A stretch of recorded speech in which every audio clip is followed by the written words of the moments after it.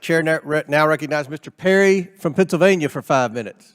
Well, thank you, Mr. Chairman. Mr. Galanis, I'm going to turn my questions to you.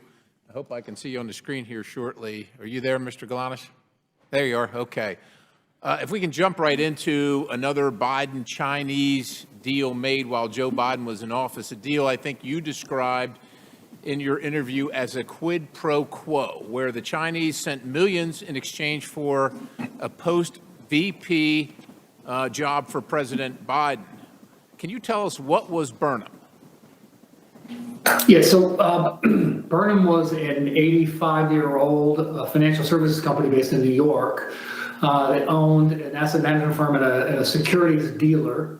But relative to the Chinese, it was an unimportant, small player. I'll give you a scale, $1.5 billion versus $300 billion Chinese company.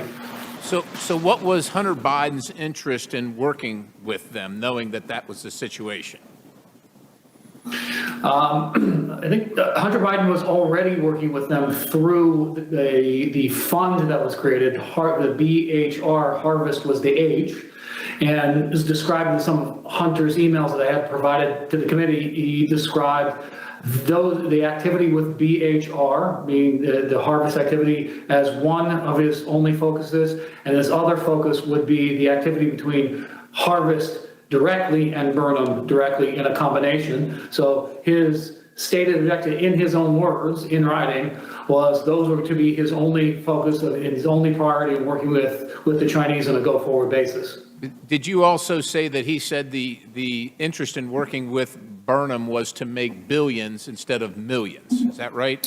Yeah, I did say that, and that was on the basis of looking to become a much larger company where his equity interest would be worth a lot of money, billions, not millions. And you said the Harvest Fund was a $300 billion Chinese financial services company. Was it likely connected, or was it connected closely to the Chinese Communist Party and the Chinese government? That's my understanding. Okay. And who was Henry Zhao?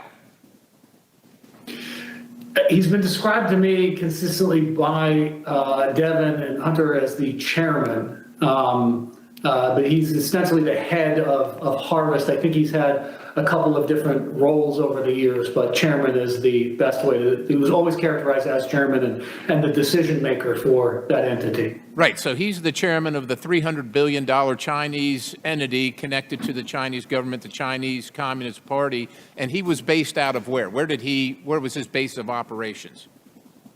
In Beijing, China, PRC. And like you said, you heard him referred to occasionally as Chairman Zhao, right? Most of the time it was Chairman Zhao out of a sort of a respect for the chairman. Yes. Okay, so now there came to a point where Hunter wanted to bring Henry Zhao, the chairman of Harvest, and their billions of dollars from China into business with Burnham. Is that right? That's correct. That's correct, Congressman. And why would he do that? It was a financial decision. Chinese offered money, and he offered political access. Okay. It was in exchange. Fair enough. It's pretty obvious what Harvest brings, right? $300 billion. But why would Harvest be interested in Burnham versus other financial institutions? I'm sure there are other ones out there, and like you said, it was fairly small. Harvest is $300 billion. Why would they care about this small Burnham? What was the interest for them? I mean, the self-evident answer is the political access, and then sort of underscoring that is there are at least 2 emails produced that talk about exactly that, the influence of what Henry Zhao Hunter had characterized as Henry Zhao's interest in the access vehicle. So that was sort of explicit and in writing. Okay, so Joe Biden was going to sit on the board of a Chinese company connected to the highest levels of the Chinese government, the Chinese Communist Party. Stepping back in your dealings with Hunter, what was the value that Hunter brought to the table? It was the access to the inducement to induce companies like this Harvest Group to participate in Burnham. So it was we'll call it relationship capital that he brought to the table, not financial capital. Relationship But it had an capital that, economic value to the business. relationship capital that you described as the Biden lift. What was the Biden lift? Biden lift was simply Hunter's access to his father and his father's power and prestige in influencing the growth of a financial services business, which is largely reliant on its reputation and ability to attract other clients. I'm running out of time here, but it sounds like a quid pro quo to me.